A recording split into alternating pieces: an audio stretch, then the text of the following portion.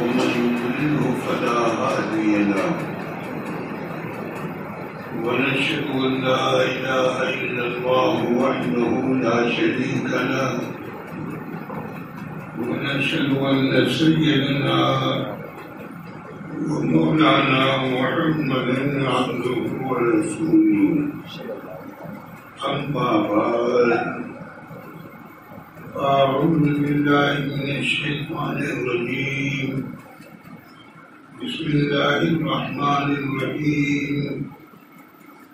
وأتموا الحج والعمرة صدق الله وصدق رسوله النبي الكريم عقیدت و احترام کے ساتھ درود پاک کا نذرانہ پیش کر رہے ہیں اللهم صل على سيدنا مولانا محمد وعلى آله وبارك وسلم وآله وبارك وسلم صلاة وسلاما عليك يا رسول الله صلى الله تعالى عليك وسلم معمول کے مطابق تھوڑی دیر کی گفتگو ہے اور ذہن کو اس طرف حاضر رکھیے کہ اب یہ موقع اور وقت ہے کہ پوری روئے زمین سے مختلف علاقوں سے مومن بندے اور بندیاں جنہیں اللہ نے توفیق عطا فرمائی وہ حج کے لیے روانہ ہو رہے ہیں اور فریضہ حج ادا کرنے کی تیاریوں میں اللہ تعالی تمامی مومنین اور مومنات جنہوں نے حج کر لیا عمرہ کر لیا اور یا حج عمرہ کریں گے قیامت تک جن کا معاملہ اللہ تعالی سب کے حج کو حج مقبول آمین زیارت مقبول فرمائے آمین اور بتقاضائے بشری لغزشی کو معاف آمین فضائل یا مسائل بیان کرنے کا موقع ہے بھی نہیں بس ذہن میں ایک بات آئی کہ ممکن ہے کہ ہمارے آپ کے درمیان کچھ وہ احباب بھی ہوں جو سفر حج کی تیاریوں میں ہوں اور ان کی روانگی کا وقت قریب یا اللہ کبھی آپ کو ہمیں توفیق عطا فرمائے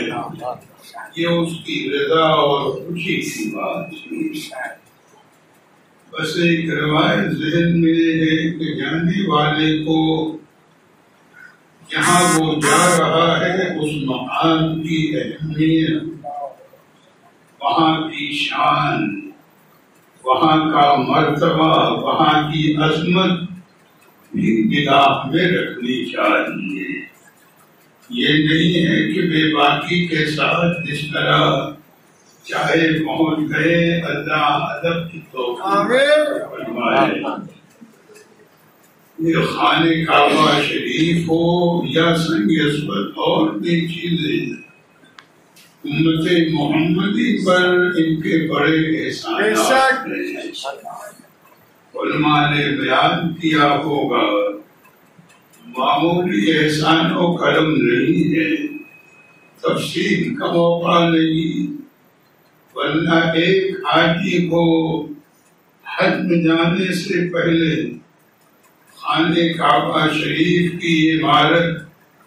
کے معاملات کو بھی معلوم کرنا چاہیے کہ ملتزم کیا ہے باب الکعبہ کیا ہے مستجاب کیا ہے رکن اسود کسے کہتے ہیں رکن شامی کسے کہتے ہیں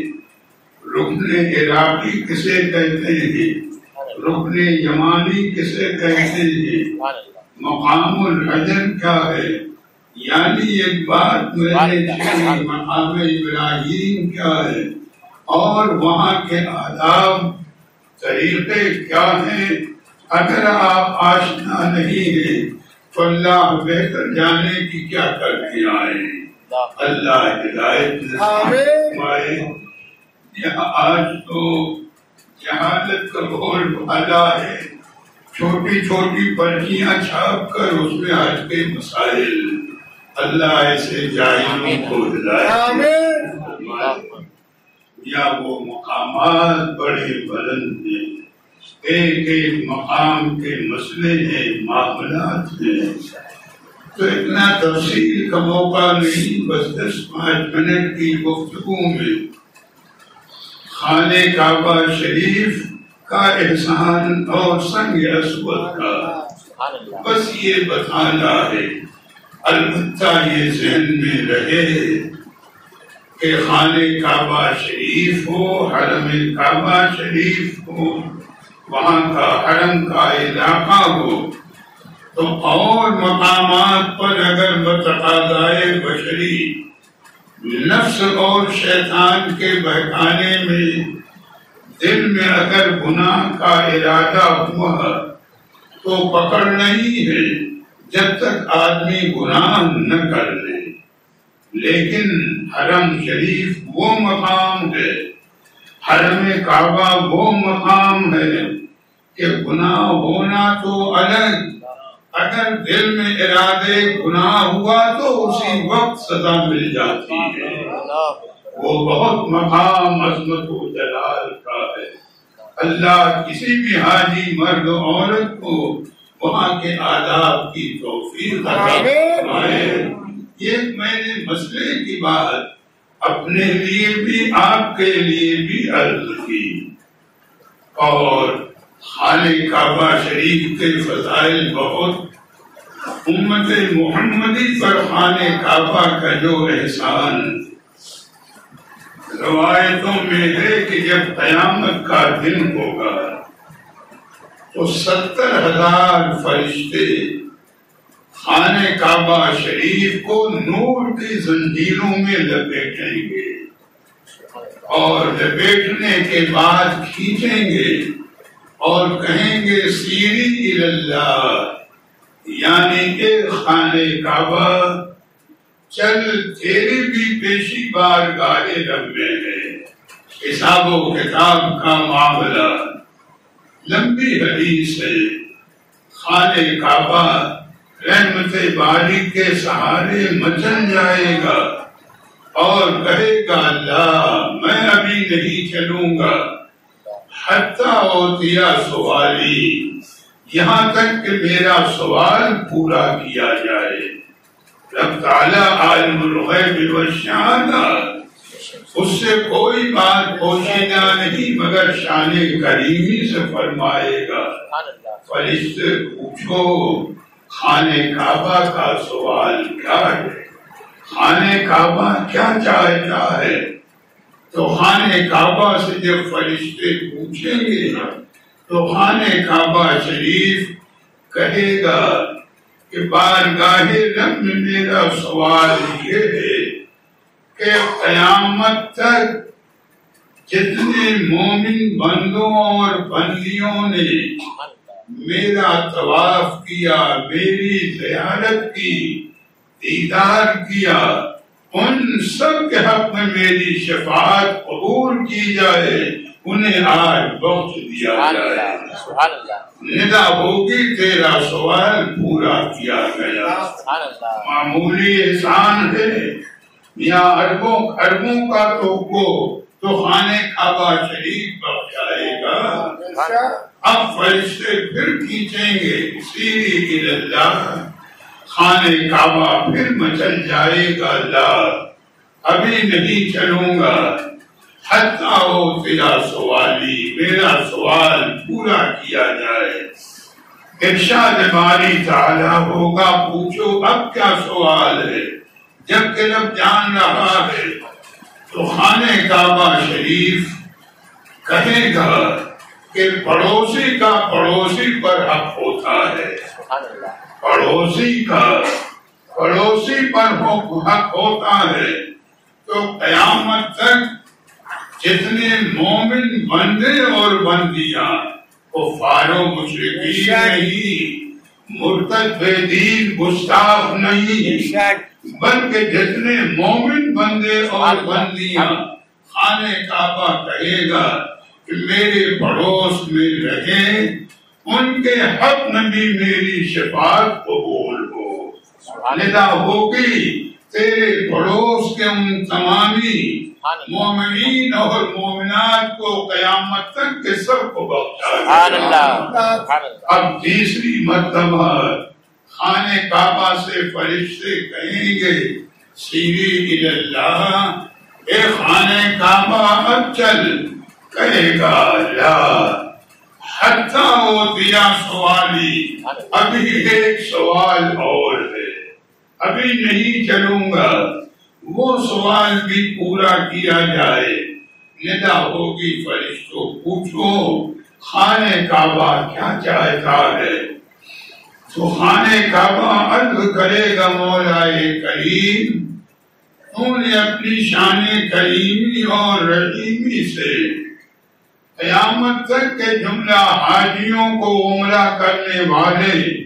طواف کرنے والے مومنین و مومنات کو بخش دیا، قیامت تک کہ میرے مومن اور مومنات پڑوسیوں کو بخش دیا، لیکن اے رب کریم کتنے ایسے مومن بندے اور بندیاں ہیں تو جانتا ہے، جو نہ میرے طواف کو آ سکے، نہ میرا دیدار کیا، نہ پڑوس میں رہنے کا موقع ملا، نہ میری زیارت کی، لیکن تو جانتا ہے کہ ان کے دل میں سچی تمنا تھی، سچی طلب تھی کہ موقع ملے تو آ کر میرا دیدار کریں، موقع ملے تو آ کر میری زیارت کریں، موقع ملے تو میرے پڑوس میں رہیں، مگر بظاہر انہیں موقع نہ ملا تو ان تمامی مومنین اور مومنات کو جو سچی تمنا اور آرزو رکھتے تھے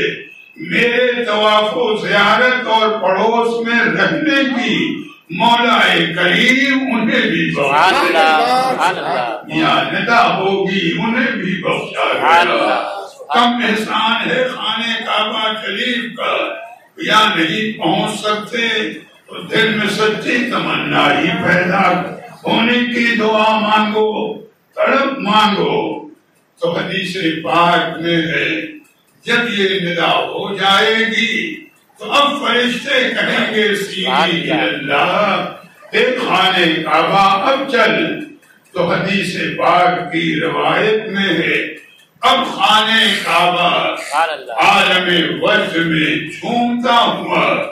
بارگاہ رب میں حاضری کے لیے چلے گا، تو جب میدان محشر سے گزر رہا ہوگا تو اللہ کے حبیب کی زیارت نصیب ہوگی، سرکار سے ملاقات ہوگی، صلاۃ و سلام عرض کرے گا خانہ کعبہ، اور صلاۃ و سلام کے بعد عرض کرے گا اے اللہ کے پیارے حبیب، اے شفیع المذنبین آقا، میں نے اپنے طواف و زیارت کرنے والوں کو بخشوا لیا، میں نے اپنے پڑوسیوں کو بخشوا لیا، میں نے طواف و زیارت کی تمنا اور آرزو رکھنے والوں کو بخشوا لیا، اے میرے کریم آقا اب جو بچے ہیں انہیں اپنے دامن شفاعت میں آپ چھپا لیجیے۔ تو معمولی احسان ہے، یہ احسان ہے خانہ کعبہ شریف کا امت محمدی پر اور قیامت تک کے جملہ مومنین اور مومنات پر۔ تو ایک جانے والے حاجی کو سوچنا چاہیے جہاں جا رہا ہے کیسا بن کر جا رہا ہے، کیا لے کر جا رہا ہے، کیا ادائیں اس کے ساتھ ہیں، کہیں ایسا تو نہ ہو کہ کسی ادا پر گرفت ہو جائے۔ تو اللہ تعالیٰ ادب کی توفیق عطا فرمائے، اور آخری دور پر ایسے ہی سنگ اسود شریف یا تفصیل ہے یہ جنتی پتھر ہے، جب جنت سے لایا گیا ہے تو کانا بیاضن اتنا نورانی اور سفید تھا کہ اس کے نور سے گویا پوری روح زمین کم و بیش روشن و منور، لیکن قدرتاً مرضی رب کہ رب تعالیٰ نے اپنی قدرت سے اس کے انوار کو کم کیا تاکہ مخلوق اس کی تاب لا سکے۔ تو سنگ اسود کے بڑے فضائل ہیں، لیکن منی میں یہ ہے کہ جس طرح مقناطیس جس کو چمک لوہا کہتے ہیں دوسرے لوہے کو اپنی جانب کھینچ لیتا ہے، ایسے ہی جب حاجی چاہے ہونٹ سے چاہے ہاتھ کے اشارے سے جب سنگ اسود کو چھومتا ہے تو سنگ اسود کو رب تعالیٰ نے وہ قوت دی ہے کہ وہ حاجی یا عمرہ کرنے والے یعنی اس مومن کے کہ جو اس کا بوسہ لے رہا ہے اس کے گناہوں کو کھینچ کر اسے اپنے اندر جذب کر لیتا ہے اور مومن کو گناہوں سے پار کر دیتا ہے۔ اسی کو سرکار نے فرمایا کہ کانا بیاضن فسودت خطایا بنی آدم کہ خنجر اسود یہ سفید اور نورانی تھا، لیکن چونکہ یہ انسانوں مومنین کے گناہوں کو اپنے اندر جذب کرتا ہے ان گناہوں نے اسے کالا کر دیا ہے۔ اور پھر دوسرا احسان کہ جب قیامت کا دن ہوگا تو اللہ تبارک و تعالی سنگ اسود کو دو آنکھیں عطا فرمائے گا جس سے وہ اپنے بوسہ لینے والوں کو پہچانے گا، ایک زبان عطا فرمائے گا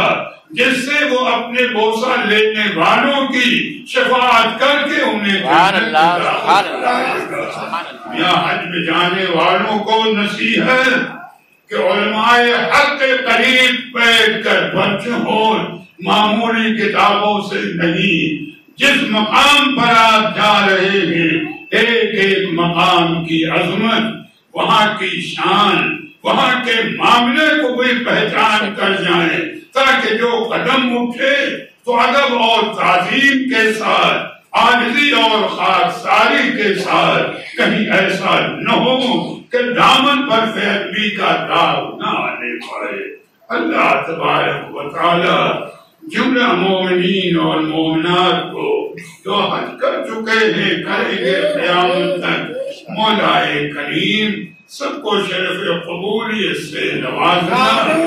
متقاضائے بشری لفظشیں ہوں تو اپنے حبیب کے صدقے میں اپنی شان کریمی سے معاف فرمانا،